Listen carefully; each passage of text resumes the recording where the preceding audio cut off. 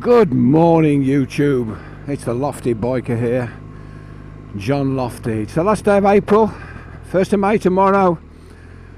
Coming for a change today. Coming up to Indian Queens in Middle Cornwall to the largest multi-franchise dealer we've got, Damerols. It's a Honda, Suzuki, Yamaha, Royal Enfield dealer. Nice dealership, very friendly, and they're going to lend me a bike to take out to review for you. So I'll be with you in a minute on something different.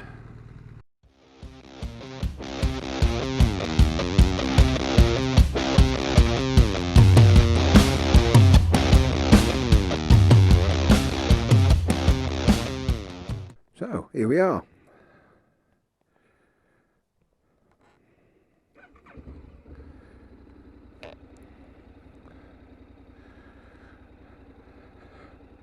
Honda Forza 750.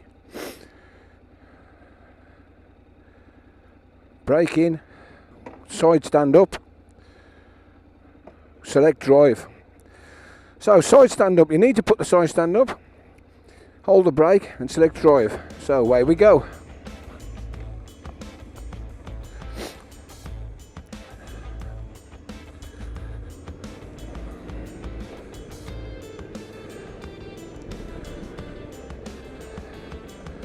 We have 1 hour out on the Forza, Honda Forza 750.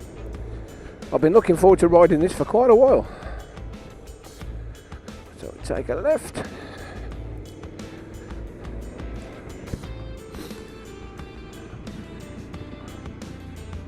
Actually, I'll just put it in standard mode.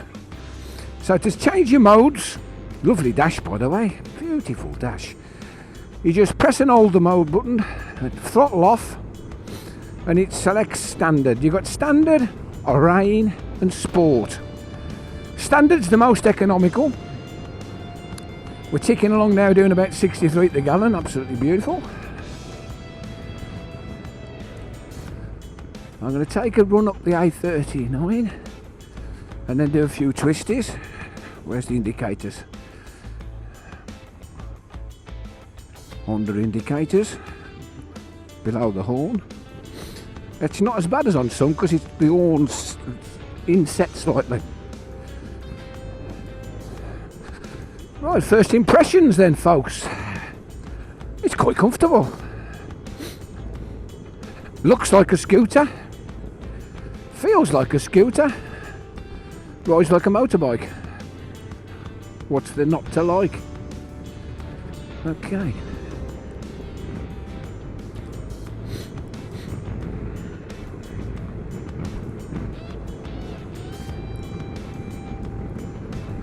I'll do the usual walk around in a while, but first of all, let's just settle in and enjoy the Forza 750.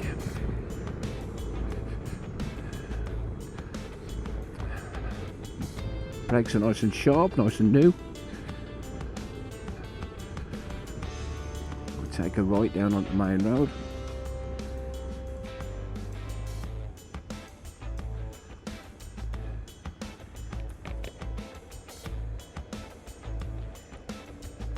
There's a mode button, an FN button and a bit of a joystick. I don't know a lot about the bike. I prefer to just take them a ride, but this is the same platform of the 750 range. So you've got the 750 bike with the DCT gearbox. You've got the XADV, which is exactly the same platform, slightly longer forks, slightly jacked up more at the back, and then you've got this, the brand new for 2021 Forza 750. The styling is very much like the Forza 300, which has been upgraded this year to Forza 350. The Forza 350 is a conventional scooter with a constant velocity drive, whereas this is based on the road bike chassis. Mirrors, very effective. I don't know about the screen yet because we're still only doing 38, 39 mile an hour, so I'm not really getting any buffeting as such. Fairly noisy. Does pick up in standard, but not what you'd call swift, but that's not really what I'm looking for yet. When in 6th gear, doing 60, it's about 65 miles per gallon.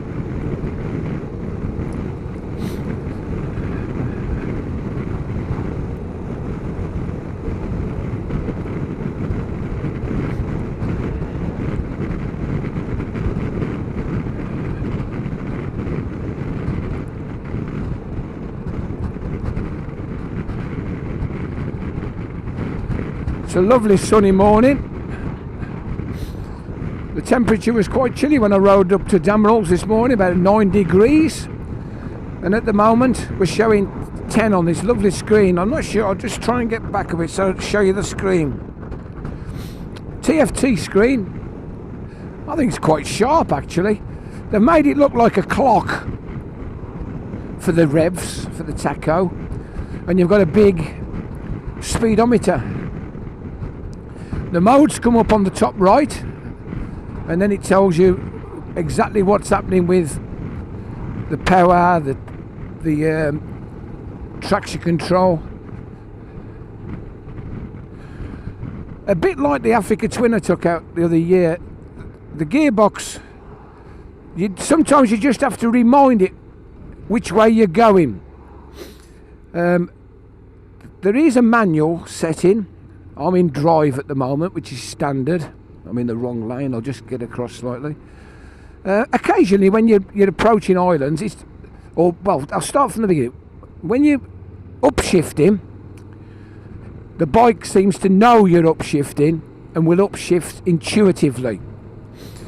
Occasionally, when you come into an island, say, or a junction, and you've been going along and then you suddenly throttle off, it's sort of like in between its mind, it sort of thinks, oh, do I need to cog down or cog up or what?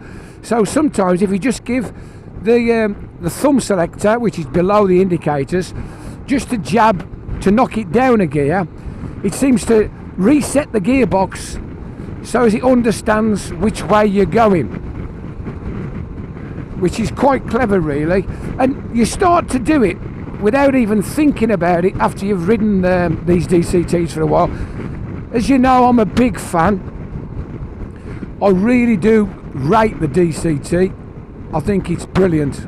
I really do. There's something about it. I know people go, you don't need an automatic. It's not really an automatic. It's a dual clutch. It's a pre-select.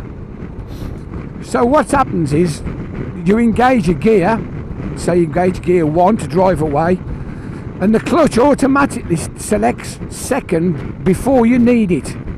And then as your revs increase, it goes righto, and it just clicks you in. You're straight into the next gear, which is fantastic. But like I say, occasionally you do need to just remind it slightly, just knock it down a couple, that you need a bit of go. As it's in scooter format, you know yourself, you tend to just pootle around a little bit more, but it does actually go like a motorcycle. I'm just going to nip past. The pickup's not aggressive because I'm in standard mode, but it's quick enough to get past traffic and lorries. As you saw then, I just give it a bit of a thumb shift. I knocked it down from 6th into 4th, eased the throttle back gently, and pretty instantly you're in 6th again. It's got a nice feeling. I'm guessing it's a twin. I don't really know a lot about the specs, but it feels like a twin. It's got that vibration like a twin. It's got a very pleasant exhaust note. And to be honest, sitting here now, I could drive to Scotland on this, no problem at all. It wouldn't bother me. I think it feels really, really smooth. So here we are, the traffic in front slowing down. We're still in 6th gear, but we're only doing 2,500 revs. You know, it's okay as long as you just moting with the traffic. But see, it's just dropped into fifth there on its own. It sensed I was slowing down and the revs was too low. We're going to take a right here towards Roach and do a little bit of twisties. So I'm going to just knock it down fourth, third. It knows what I'm doing. It'll hold the gear. It's gone into second on its own, round the bend. Nice handling. So being as we've got some decent roads, I'm going to change the mode. So you press the left button, rain, user, sport. So now I'll throttle off. The dash stops flashing, because the dash flashes until it's actually selected the mode. And well, away we go, we're in sport. So now it should hold the gear just that little bit longer to give you a little bit more of a spirited ride.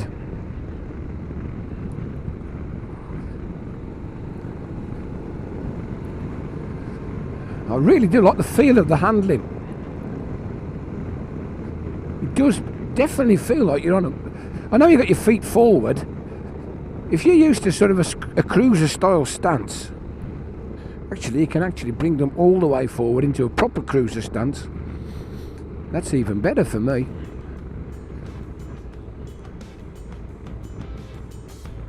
Yeah, it does. It changes down much more intuitively in sport.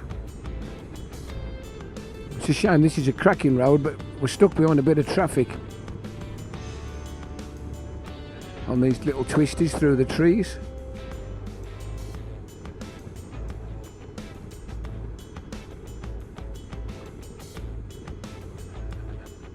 I'll tell you what I'm going to do. I'm going to just pull over a second, just let these get out the way, and then I'll catch you back up in a minute, because it's not worth trying to overtake.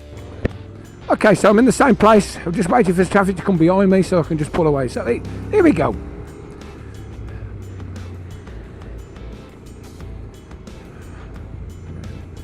The edge cutter's out. Somebody on a Himalayan.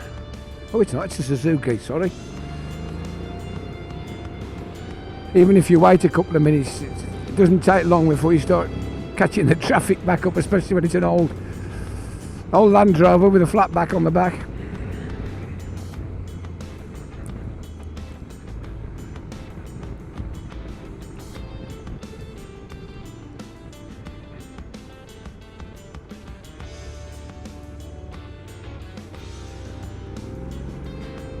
Yeah, the pickup's a lot more sprightly. Let's go for him. He's checking all the road up as it happens, but I'm going to get past. Oh yeah, that's very nice. Now this is the opposite. When you're in sport, it's the opposite to when you was in drive. Let me explain myself. When you're in drive and you're approaching a junction to slow down, you need to remind it, like I've explained, to drop a cog. But the same when you're in sport and you want to accelerate a bit quicker, sometimes it can hold on a little bit too long and you need to just give it a bit of a flick on the up to knock it up a cog, and it just reminds the gearbox which way you're doing and what you're trying to achieve. Like I said, you soon get used to it and it becomes intuitive. But around this 45 to 50 mile an hour seems to go between fourth and fifth, whereas if you was in the standard mode, it'd be up in sixth gear, holding on to it. We caught the Cayman S up.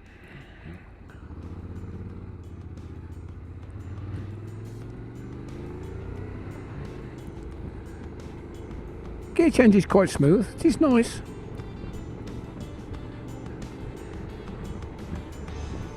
The roads are starting to get a bit busier down here in Cornwall. There's a sharp right coming up here, that's why I'm not going to overtake it. Gives the impression that it's a straight road, but it's not. I'm just having a look, it's clear, I'm away. Yeah, that's lovely.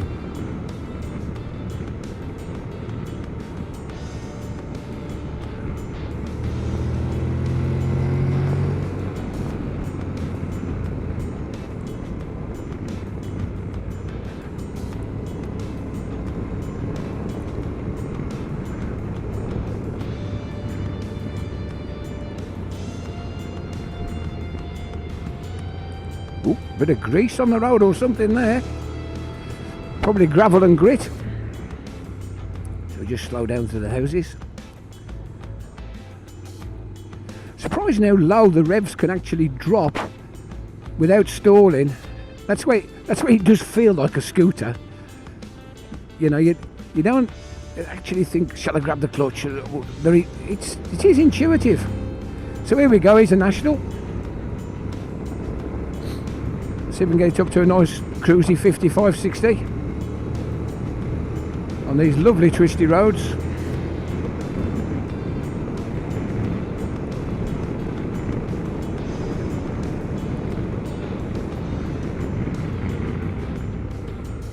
Bit of breakage. Can you see there? It's actually holding the gear, which is second, which is probably too low. So there it goes. Just a bit of a dwell on the throttle, and it's changed itself. It's realised what you're trying to achieve.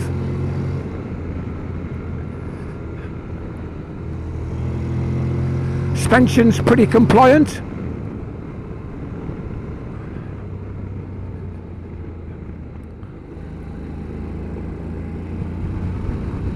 Yeah, it pulls well actually. With a 750, you can have a bit of torque. You know, it's not like a 200 or a 300cc scooter where you need a bit of revs and you haven't got a lot of torque, keep it rolling. At least you can drop the revs straight off and pick the speed back up.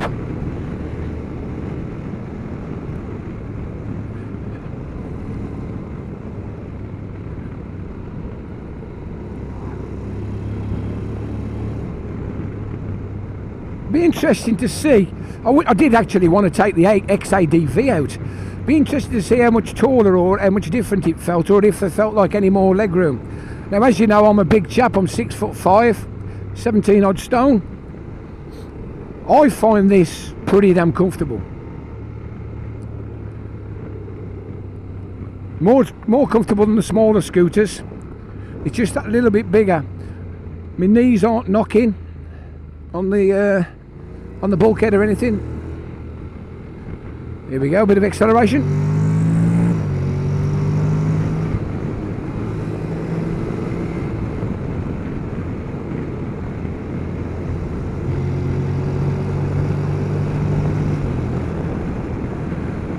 There we go. Before you know it, you're doing 60 odd mile an hour, absolutely flying. So we're going to take a right here. I do find the left hand joystick indicator knobs and everything a little bit cramped, a little bit low. Here we go, before the lorry comes.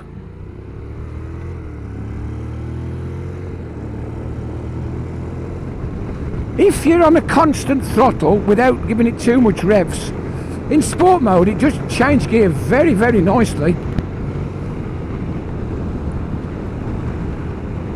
There we go, big long straight. We're ticking along just nicely. I'm getting no buffeting whatsoever off the screen.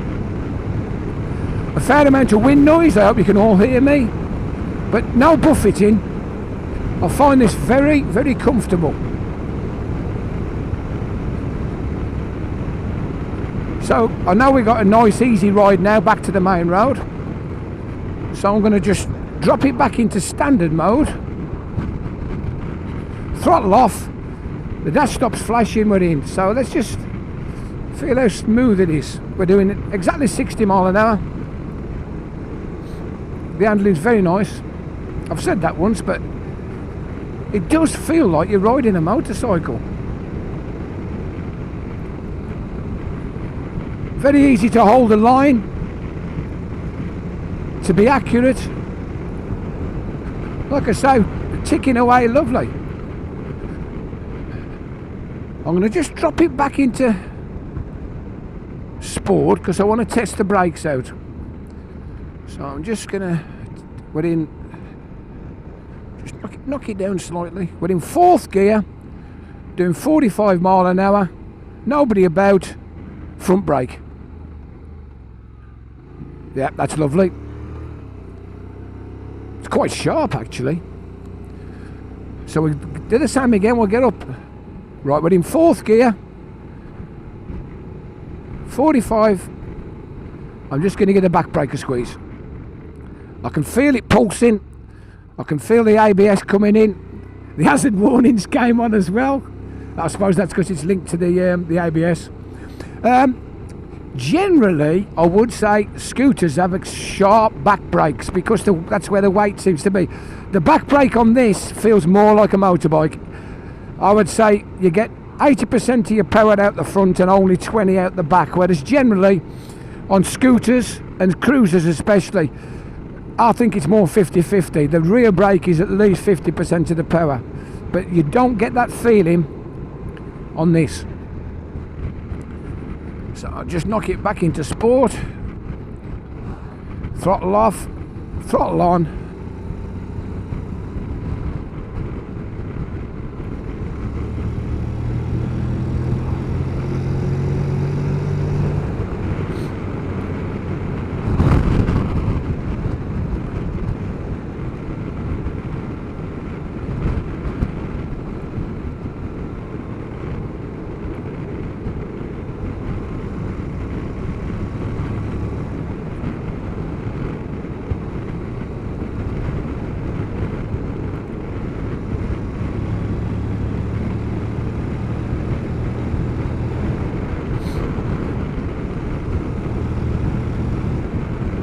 Yeah, you soon keep up with traffic.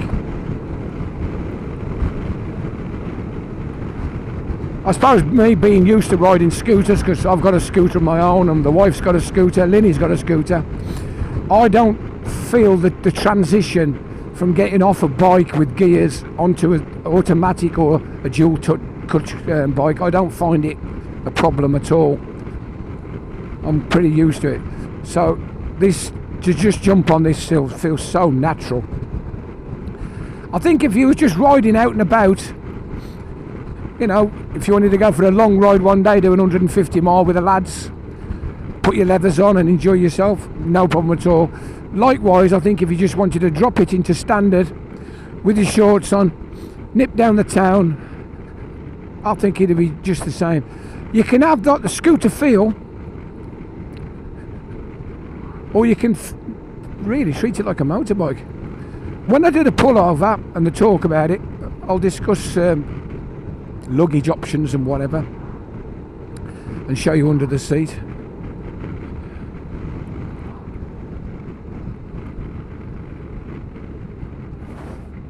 So we'll take a right on the island.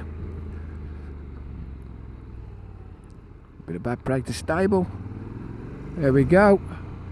Why does the man in the camper van always think, because you're on a scooter, that you're going nowhere?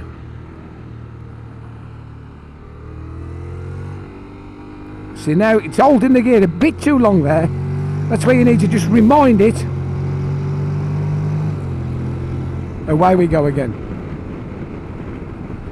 Right. So I'm going to find somewhere suitable, in the sunshine hopefully, to pull over and just give you a little bit of a walk around and discuss the bike in general.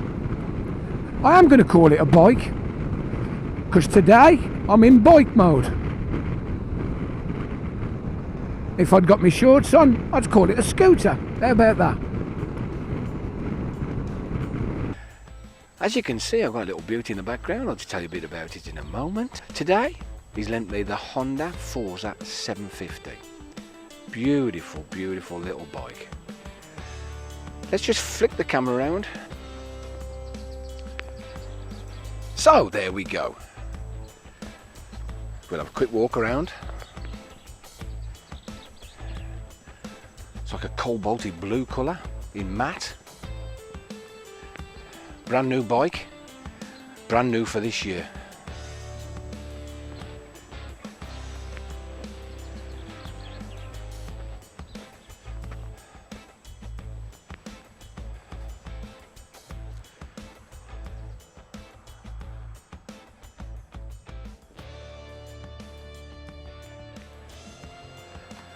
Okay, so let's switch it on. Push. springs into life. There's the dash. Very pretty dash. So just coming out. We've got the handbrake here. Start button. This is to put it in neutral or to drive. Or you can have it in rider mode or manual if you want to use the manual. So we come across to the left side. We've got the floppy panels. That's the downshifter. That's the upshifter. Mode FN, bit of a joystick. Horn button, hazard warning. Fuel tap. Easy to get at, lockable. Close that. Seat. Push and hold. Up it comes. It's not cavernous, not big enough for two, but you could easily store, I'd say 30-40 litres in there without even trying. Would definitely fit a helmet. Don't know about a full face, but it would definitely fit a helmet. Just drop it down. Disc brake rear. Handbrake underneath. Nice pipe, upswept. I would imagine you'd have to be a little bit careful with throwovers, but it's not too bad. I think you'll get away with it. Pillion footrests. Standard mid-set footrests. Forward set footrests. We've got twin Nissin brakes on the front. I believe it's a link system, but I'll have a talk about that in a moment. So what exactly is it? The Honda Forza 750. Starting at £9,999. It comes in black or blue. 58 brake horsepower and 69 Newton meters. So it's not too bad at all. It's a 745cc. 235 kilogram curb weight. The seat height comes in at 790 mils, which is not bad at all. It's chain drive. It is a motorbike. It's got a 17-inch front and a 15-inch rear. It runs a 6-speed gearbox with a dual clutch transmission. The dashboard is a 5-inch TFT colour dash with connectivity. There is a USB somewhere. I'm not exactly sure where it is. We've got a little cubby hole here. Didn't actually tell me how to open the cubby hole. Oh, just a pull. I'm not sure whether the USB's in there or not. I can't actually see it.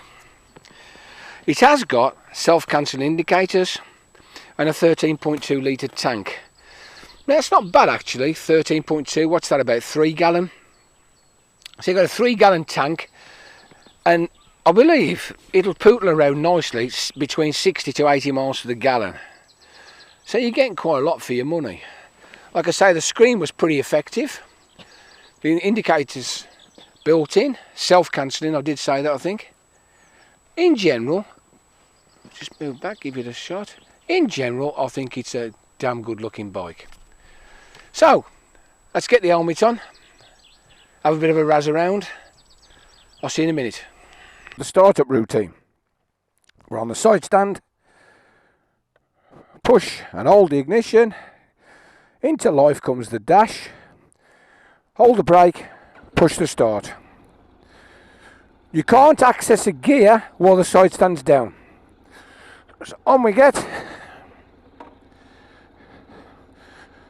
Into neutral. Select drive. You're into gear 1.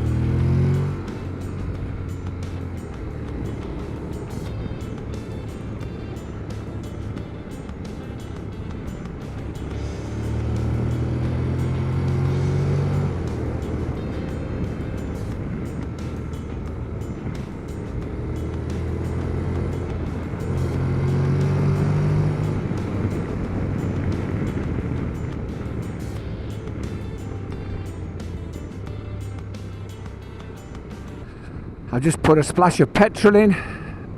To be fair, it's the only real niggle I've got. When you flip the petrol tank cover open and take the lid off, there's nowhere to put the screw off top. But it's only a minor niggle. In general, I've got to say, I love it to bits. So much so that I think this style of bike could be the perfect Cornwall bike. You can be cruising around like a scooter one minute, thrashing around on a motorbike the next. Makes me think I'd like to try the XADV. That might be more up my street. So here we are back at Damerols. It's the Lofty Biker saying, hit that subscribe button if you've enjoyed it. Leave a comment below. Ring the bell. But most of all, thanks for watching. Ta-da for now. Ta-da.